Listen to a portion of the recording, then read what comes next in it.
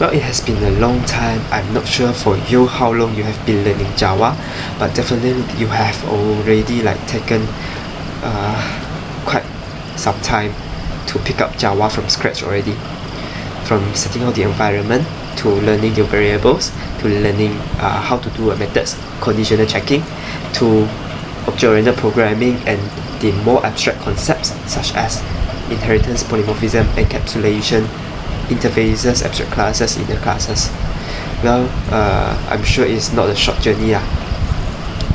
So we have finally seen the tadpole, the Java tadpole in our body to grow into an adult frog.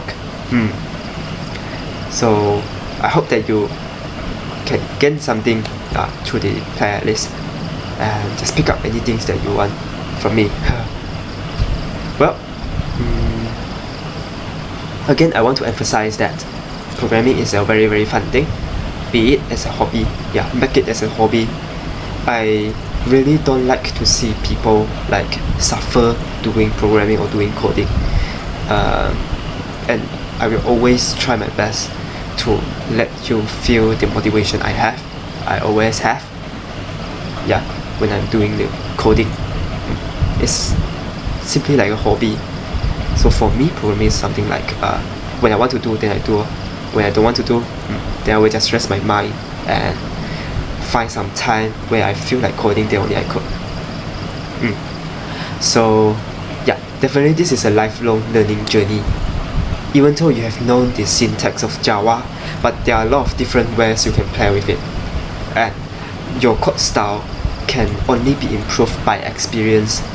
Even though you know all the syntax already, but the way you convey the codes, the way you organize your codes, it requires a lot of practices, a lot of studies, and fine-tune.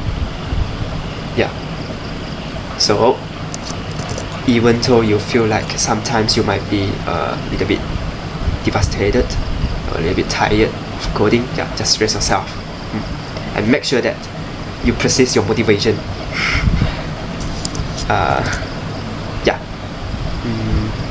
What are the other things that I want to say?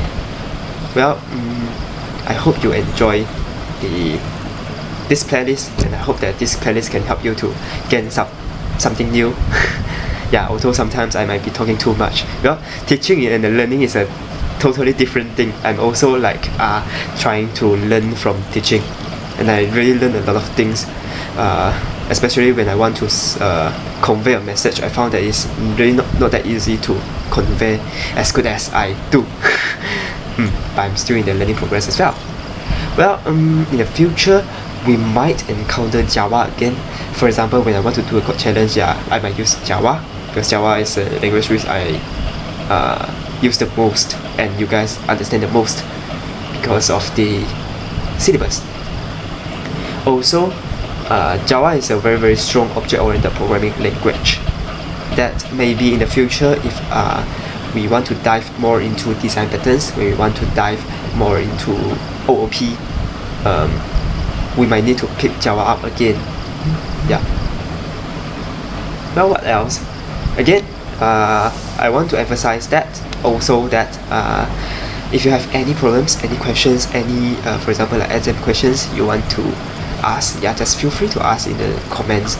So maybe if there is a need, I can make a specific video to solve that question. I definitely look at every single thing that you have doubts in, and this is my obligation, this is my motivation to motivate you in the path of programming. Well, that's it, wrapping up the introduction of Java series. See you in other series. See ya. Bye. Thank you for watching the last part.